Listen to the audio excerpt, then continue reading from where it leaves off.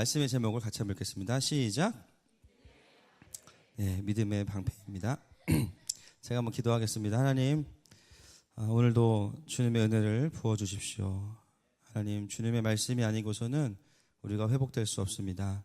주님의 도우심이 아니고서는 우리가 새로워질 수 없습니다. 오늘도 성령께서 임재하시고 여기에 전하는 자와 듣는 자가 따로 있는 것이 아니라 우리가 모두 듣는 자이오니 주님만 말씀하여 주옵소서. 예수님의 이름으로 기도드렸습니다. 아멘. 예, 갑자기 왜 전신갑 주냐 이렇게 생각하시는 분들은 그동안 금요 집회를 안 나오신 분들입니다. 저희가 작년에 에베소서 강해를 하면서 그 전신갑주 부분은 제가 진리의 허리띠만 하고 넘어갔어요. 시간 때문에. 그래서 금요 집회와 주일을 이어서 저희가 전신갑주 6가지를 다 보고 있습니다. 그래서 지난주 금요일 날은 저희가 무엇을 나누었죠? 네? 그렇죠. 평안의 복음에 예비한 신을 나누었고, 오늘은 믿음의 방패입니다. 우리 본문을 다시 한번 읽겠습니다. 6장 16절 말씀 시작. 악한 자의 모든 불화살을 소멸하고. 아멘.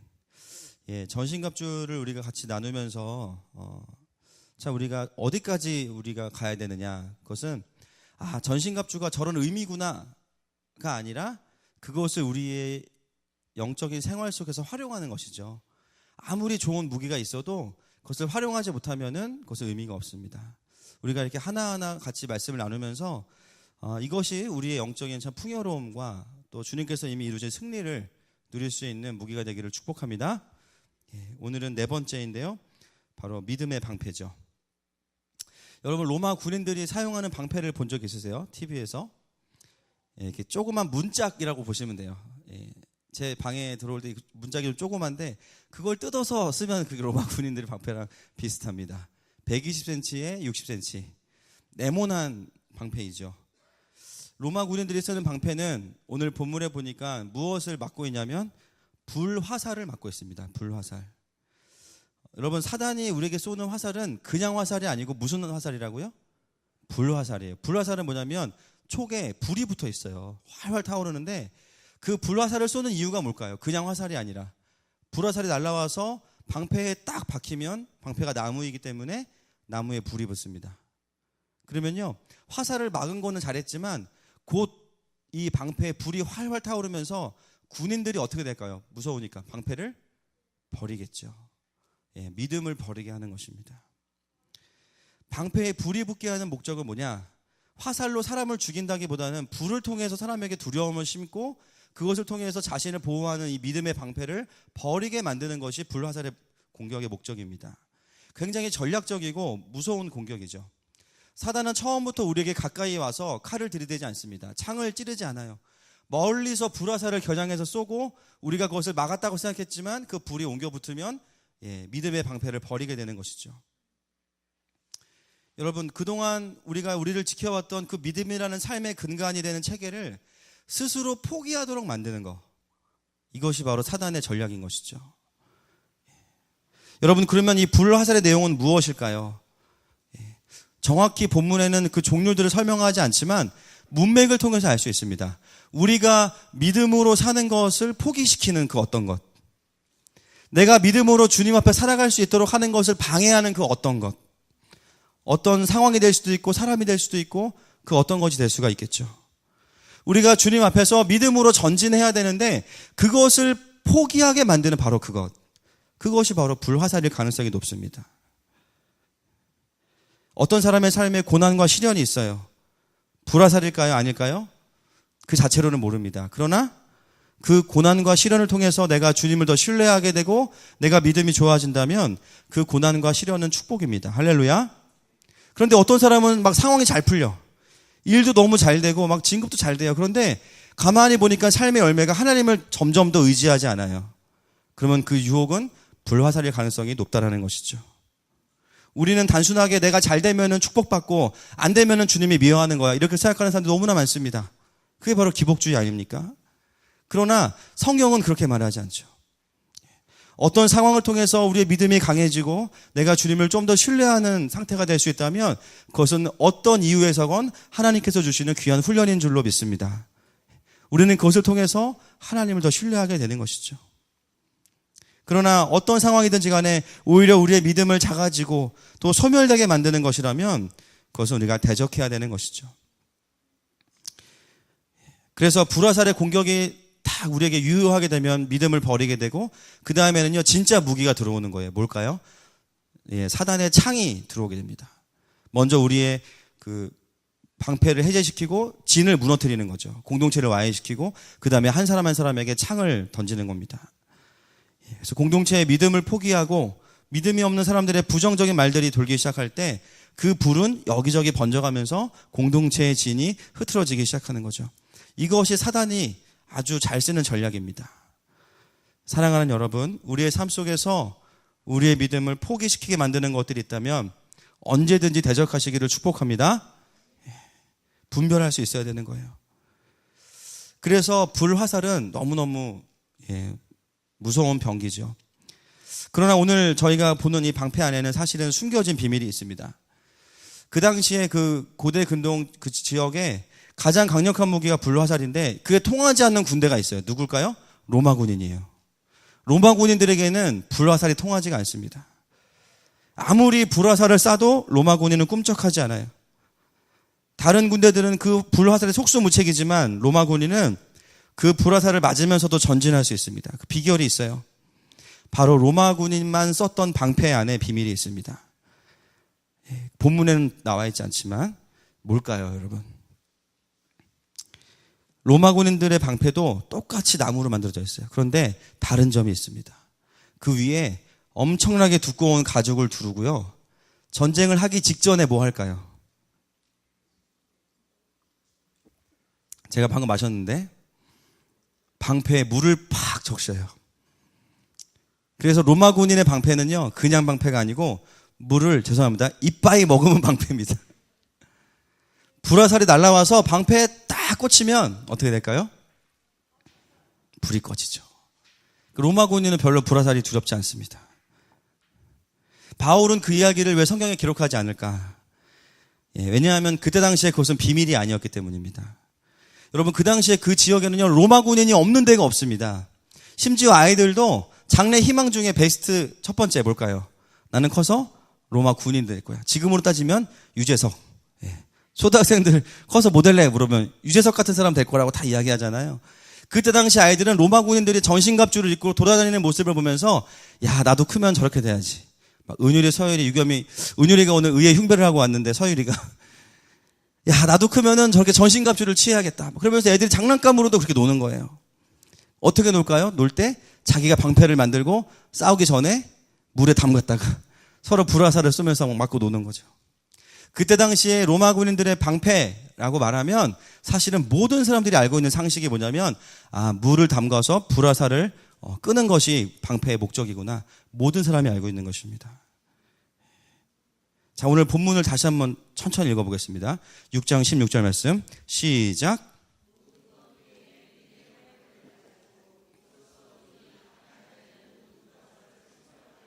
자, 보세요. 여러분, 불화살을 막으라고 해야 되는데 뭐 하라고 나와 있습니까? 그렇죠. 원어를 보면 무슨 뜻일까요? 어떻게 하셨어요? 불을 끄다. 방패가 불을 끄는 게 목적이라는 거죠. 이 본문의 기록은요, 화살을 막는 게 목적이 아니에요. 그건 당연한 것이고 원수의 불을 끄는 게 목적이죠. 더 이상 2차, 3차의 피해가 없도록 아예 방패에 딱 불화살이 박히면 쫙 불이 꺼지는 것이죠. 그래서 바울은 소멸하다, 수동태가 아니라 능동태를 쓰고 있죠. 방패가 방어무기인 줄 알았더니 공격무기인 거예요. 그래서 쉽게 말하면 로마 군인의 방패는 자체로 소화기능이 탑재된 방패를 가지고 있었던 것입니다. 우리가 이 본문 너무너무나 익숙해요. 늘 그래, 사단의 불화살은 믿음의 방패로 막아야지. 그런데 그게 정말 무슨 뜻인지에 대한 더 깊은 고민이 필요합니다. 사실은 우리가 믿음이 있느냐 없느냐를 고민하는 것보다 더 중요한 게 있어요. 사실은 나의 믿음에 물이 적셔져 있느냐라는 것이죠.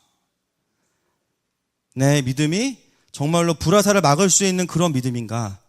라는 것이죠. 아무리 로마 군인이어도 자신의 방패에 물을 묻히지 않으면 원수마귀의 불화살이 올 때 다 타버립니다. 가죽도 타요. 나무도 탑니다. 나는 분명히 믿음이 있었는데 믿음이 없어졌어요.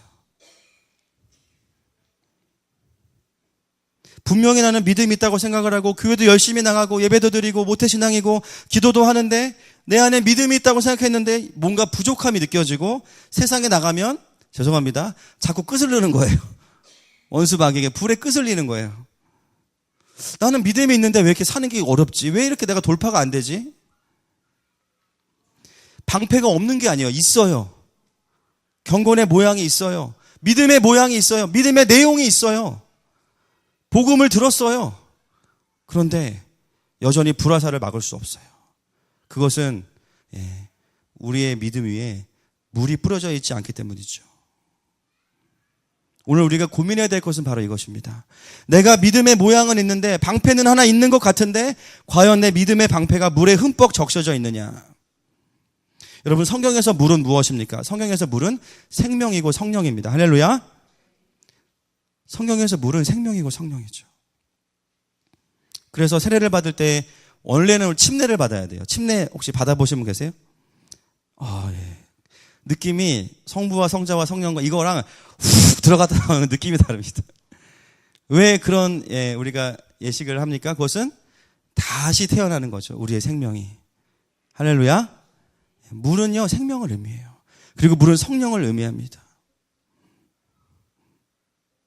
여러분, 그렇다면 물이 마른 방패는 무엇을 의미하겠습니까? 아까도 말씀드렸지만 경건의 모양은 있어요. 주일이면 예배 꼬박꼬박 가고 헌금도 나름 하고 봉사도 해요. 그런데 불화살은 못 막아요. 그 믿음이 자기의 믿음이 아닌 거죠. 쉽게 말하면 살아있는 믿음이 아니라는 것이죠. 어느 순간 그 믿음의 방패가 불로 활활 타오르고 있어서 믿음을 버릴 수밖에 없습니다. 왜냐하면 내가 이 믿음으로 살다가는 죽을 것 같은 거예요. 불화살이 막 날라와요. 디모데전서 1장 19절 말씀 같이 읽겠습니다. 시작.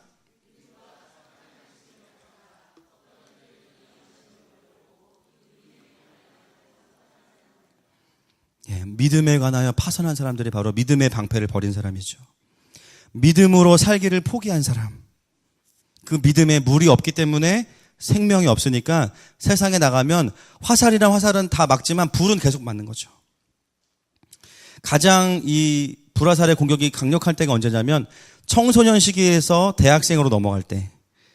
신앙생활을 강요되어서 했던 친구들은 대부분 자기 믿음이 아니거든요. 그러니까 어떤 현상이 벌어지냐면 어렸을 때는 교회를 억지로 다니다 보니까 믿음의 방패는 있어. 근데 뭐가 없어요? 물이 없어요. 대충 들어서 하나님이 계신 것도 알아요. 여러분, 모태신앙의 가장 큰 그 믿음은 하나님은 계신다. 그거는 부인할 수 없습니다. 그런데 그 이상 없어요. 그분이 어떤 분인지 개인적으로 만나본 적도 없고 그냥 가깝고도 먼 분이죠.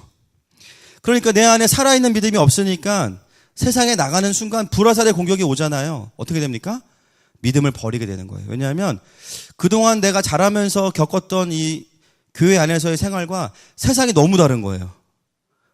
내가 이제 믿음으로 살면 안 되는구나. 그러면서 어떻게 합니까? 주님께 그동안 감사했습니다. 나중에 죽기 전에 한 번 더 오겠습니다. 천국 가야 되니까. 그리고 마음에서 주님을 탁 놔드리는 거죠. 그러면서 믿음의 방패를 싹 버리고 이제 사실은 창을 맞는 겁니다. 그걸 몰라요, 근데. 유혹에 넘어가고 세상의 가치관에 다 넘어가는 거죠. 믿음으로 살기를 포기하는 거. 그런데 본인은 포기한다고 생각하지 않고 그렇게 사는 게 맞다고 생각해요. 여전히 모양과 형식은 있어요. 예배도 다 빠지진 않아요. 그런데 믿음의 방패가 불화살을 막지를 못하니까 온몸이 불타고 있는 거죠. 벌써 탄한 냄새가 좀 나는 것 같습니다. 어디선가. 본인이 얼마나 괴롭겠어요. 본인이. 이거는 믿음으로 사는 것도 아니고 세상에서 잘 사는 것도 아니에요. 이도저도 아니니까 너무너무 괴로운 거죠. 그렇게 살아가고 있는 청년들이 얼마나 많은지 모릅니다. 살아있는 믿음을 경험해 본 적이 별로 없는 거예요. 그냥 믿음, 그러면 교회 나가서 내가 듣는 설교. 믿음, 그러면 그냥 사형리에 있는 복음의 논리. 여기서 끝나는 거죠. 생명력이 있는 믿음은 경험해 본 적이 없는 겁니다. 여러분, 우리가 믿는 믿음은 무엇입니까? 그것은 막연한 자기 확신이 아니라 예수 그리스도를 믿는 것입니다. 할렐루야. 살아있는 그분을 경험하고 믿는 것이죠. 믿음은 그분과의 관계가 없으면 세워질 수가 없는 거예요. 교리를 머리에 집어넣는다고 해서 믿음이 생기는 것이 아니라 그분과 관계가 없으면 믿음은 없는 것이죠. 여러분, 십자가가 능력이라는 말이 무엇입니까? 여러분, 밤에 길 가다가 여름에 갑자기 드라큘라가 나타나면 어떻게 하실 거예요? 우리가 영화에서 많이 봤잖아요.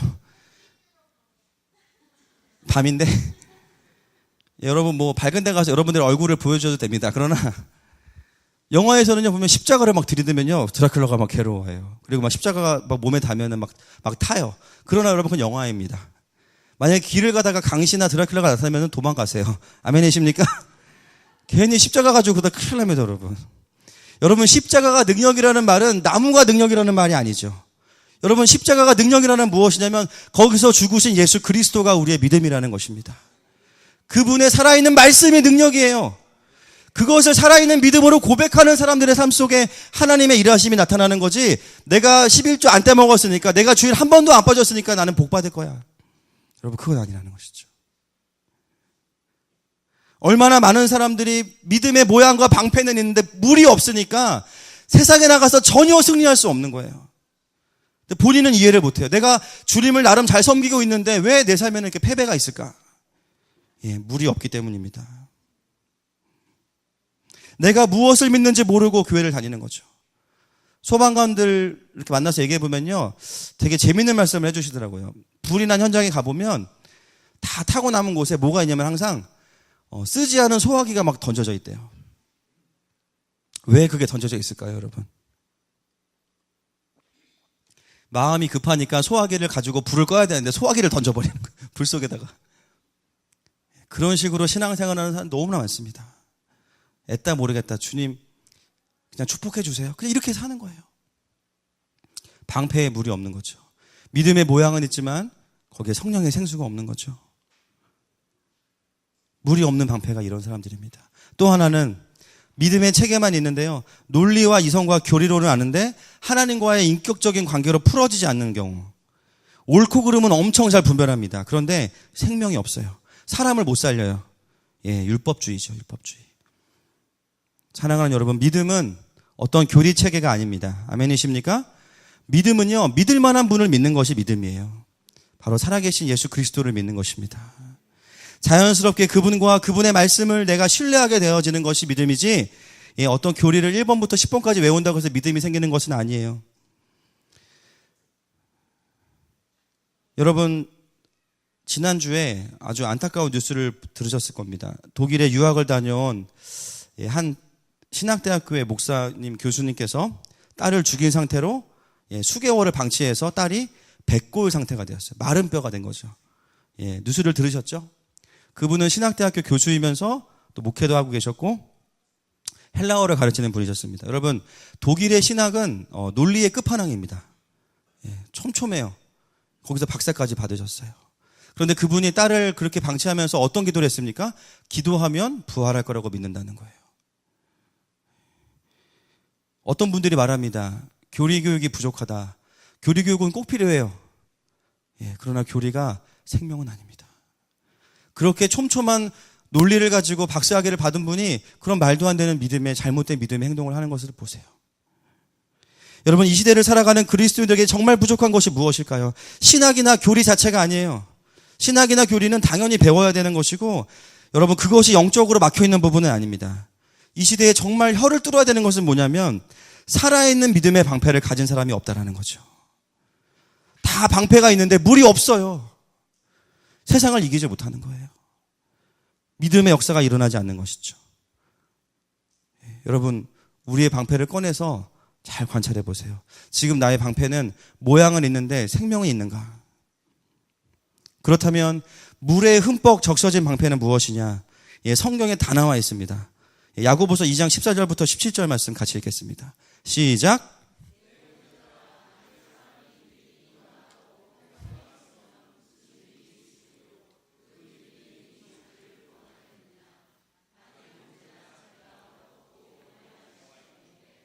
너희 중에 누구든지 그에게 이르되 평안히 가라, 덥게 하라, 배부르게 하라 하며 그 몸에 쓸 것을 주지 아니하면 무슨 유익이 있으리요? 이와 같이 행함이 없는 믿음은 그 자체가 죽은 것이라. 아멘. 여러분, 살아있는 믿음은 절대로 애매하지 않습니다. 될 듯 말 듯이 아니에요. 살아있는 믿음은 분명합니다. 할렐루야.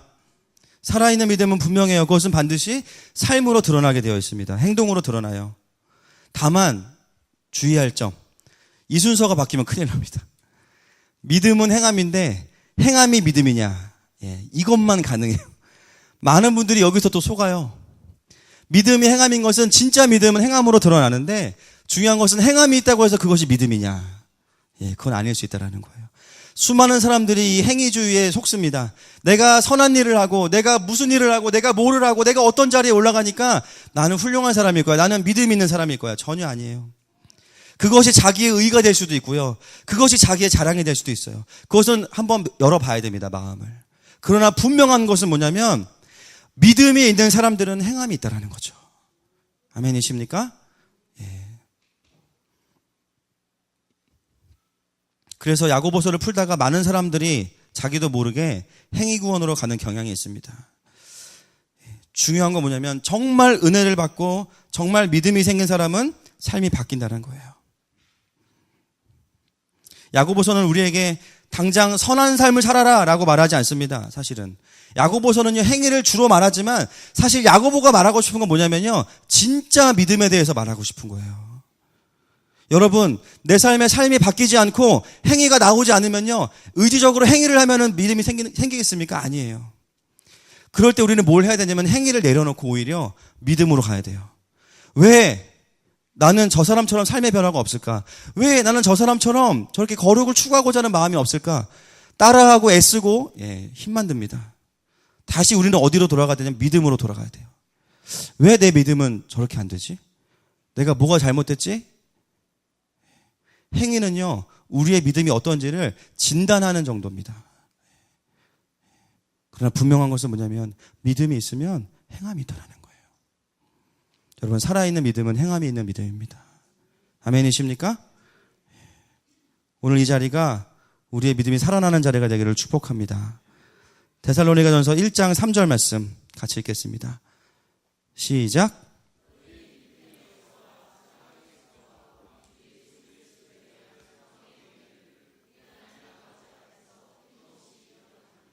데살로니가 후서 1장 11절 말씀 시작.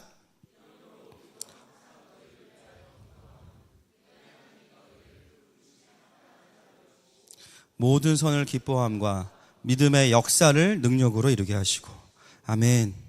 여러분, 살아있는 믿음은 무엇을 일으키냐면요, 바울이 좋아하는 말이에요. 믿음은 역사를 일으킵니다. 믿음은 아무것도 일으키지 않는 게 아니라 믿음이 있는 곳에는 역사가 일어나요.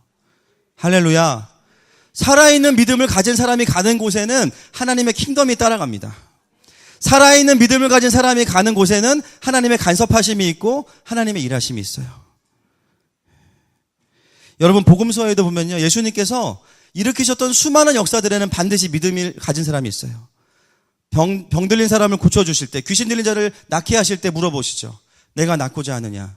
그냥 하시면 되는데 왜 물어보십니까? 믿음을 확인하시는 거예요. 그리고 그가 믿습니다. 그러면 네, 믿음대로 될지어다. 따라 평안히 가라. 주님은 그냥 하셔도 되는데 반드시 믿음을 확인하시죠. 여러분, 믿음이 있는 곳에 역사가 있는 것입니다. 그래서 사단은 우리가 믿음으로 사는 걸 그렇게 싫어하는 거예요. 왜냐하면 우리가 믿음으로 살기 시작하면 어떤 일이 일어나는지 알기 때문에 어떻게든 우리의 믿음을 끌어내리는 거예요. 불화살을 쏴서 어떻게든 믿음으로 사는 것이 어리석다고 느끼게 해서 포기시키는 거. 그게 그들의 전략이죠.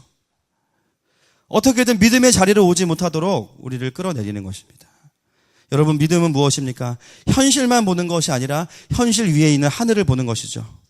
그 엄청난 갭을 보는 거예요. 하나님께서 원하시는 거는 이건데 현실은 그 밑에예요. 그럴 때 믿음의 사람은 어떻게 반응하냐면 그 갭을 믿음으로 받아들이는 거예요. 하나님의 일하심으로 받아들이는 거예요. 할렐루야. 그러나 믿음이 없는 사람들은 타협하죠. 아, 원래 안 되는 거구나. 그냥 목사님 말에는 아멘하고 나는 내가 살고 싶은 대로 살아야겠다. 원래 안 되는 거지 뭐. 적절히 타협하고 그 부분을 믿음으로 채우지 않으니까 살면서 아무 일도 일어나지 않는 것입니다. 어떤 과학자가 얘기해요. 기도는 비과학적인 일이라고 이야기합니다. 여러분, 기도는 과학적입니까? 비과학적입니까? 비과학적이죠. 맞는 말이에요. 그런데요, 기도를 하면은 비과학적인 기도를 하면요, 비과학적인 일이 일어나요. 할렐루야. 아멘이십니까? 예, 원래 그런 거예요. 하나님에게는 그것이 기적이 아니지만 우리에게는 기적이죠. 여러분, 하나님의 백성들은 적어도 어떤 사람들입니까? 과학이 아닌 하나님을 믿고 사는 사람들입니다. 때가 될 때 나를 채워주시는 하나님, 할렐루야. 정말 이 상황은 돌파가 안 되는데 돌파를 주시는 거예요. 정말 이 상황은 내가 해결할 수 없는데 하나님께서 해결하시는 거예요. 저는 믿음이 없기 때문에 하나님을 믿습니다. 과학은 믿을 게 못 돼요. 너무 허점이 많아가지고. 아무리 계산해봐도 하나님 말고는 믿을 분이 없습니다. 할렐루야. 믿음은 현실만 보는 것이 아니라 하늘을 같이 보면서 그 갭을 믿음으로 채워내는 사람들을 통해서 역사를 일으키는 것이죠. 하나님께서 정말 기뻐하시는 기도가 무엇입니까? 바로 이런 믿음의 기도인 줄로 믿습니다. 하나님의 나라를 임하게 하는 기도. 여러분의 가정에서, 여러분의 직장에서, 학교에서 올려드리는 이런 기도가, 이런 믿음의 선포가 바로 물이 흠뻑 담긴 믿음의 방패가 되는 것이에요. 할렐루야. 바로 그런 기도가요, 사단의 정죄와 낙심의 불화살을 소멸시켜버리는 거예요. 우리 교회가 꿈꾸는 거, 우리 기도하는 거, 우리 교회가 훈련하고 파송하고자 하는 도지선교사가 바로 이런 사람 아닙니까? 가는 곳마다 하나님 나라와 현실의 갭을 보고 절망하는 게 아니라 기도를 시작하는 거예요. 주님, 이거 주님이 하시겠군요. 제가 여기서 그것을 보겠습니다. 할렐루야. 많은 사람도 필요 없어요. 주님이 하시니까. 아멘이십니까? 교육 영역에서, 직장에서 나를 부르신 그 영역 가운데 하나님의 나라를 보는 것이죠. 와, 하나님이 교회에서만 전능하신 줄 알았더니 예수의 이름이 세상의 소망이구나. 야, 주님이 우리 회사에서도 다스리시는구나. 주님이 우리 학교에서도 일하시는구나. 주님이 우리 가정의 주인이시구나. 누구를 통해서 그 일을 합니까? 살아있는 믿음을 가진 사람을 통해서 믿음의 역사가 일어나는 것이죠. 여러분, 살아있는 믿음은 절대로 애매하지 않습니다. 여러분, 도전합니다. 살아있는 믿음의 역사를 경험하시기를 축복합니다. 마지막 세 번째, 데살로니가전서 1장 8절 말씀입니다. 같이 읽겠습니다. 시작.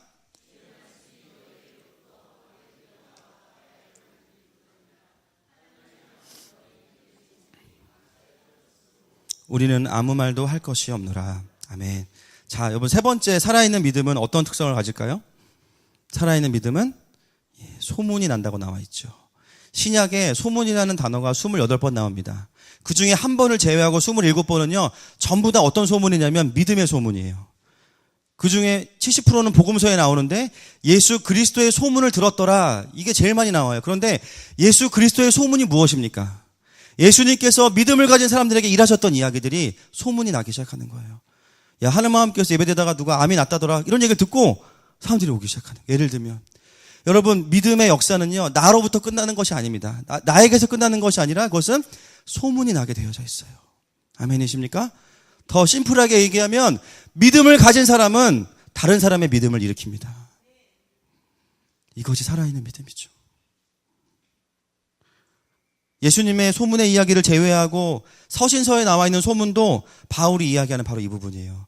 너희 공동체가, 너희 교회가 믿음의 소문을 일으키고 있다. 믿음의 역사가 있으니까 그 이야기를 듣고 사람들이 와, 하나님이 진짜 살아계시구나. 복음이 진짜 능력이구나. 할렐루야. 그 사람이 안 바뀔 줄 알았는데 바뀌었구나. 와, 놀랍다. 그것이 복음의 능력입니다. 여러분, 그 일들이 살아있는 믿음을 통해서 일어나는 것이죠. 똑같이 교회를 다니고 하나님을 섬긴다고 하는데 어떤 사람들은 실제로는 믿음을 버리고 살아요. 방패가 없어요. 물이 없으니까. 근데 어떤 사람들은 물을 흠뻑 적셔서 성령님의 깊은 임재 안에서 방패를 들고 다니니까 가는 곳마다 믿음의 역사가 일어납니다. 그 사람만 가면은 돌파가 일어나요. 할렐루야. 오늘 주님께서 우리에게 주시고자 하는 것은요, 그냥 소극적으로 믿음의 방패를 가지고 화살을 막는 정도의 삶이 아니라 주님께서 방패를 주신 것은 그의 나라를 확장하라고 주신 것입니다. 그래서 소멸하다가 수동태가 아닌 거예요. 여러분, 그러면 어떻게 우리의 믿음을 산믿음이 되게 할 수 있습니까? 너무나 분명하죠. 로마서 10장 17절 말씀 시작.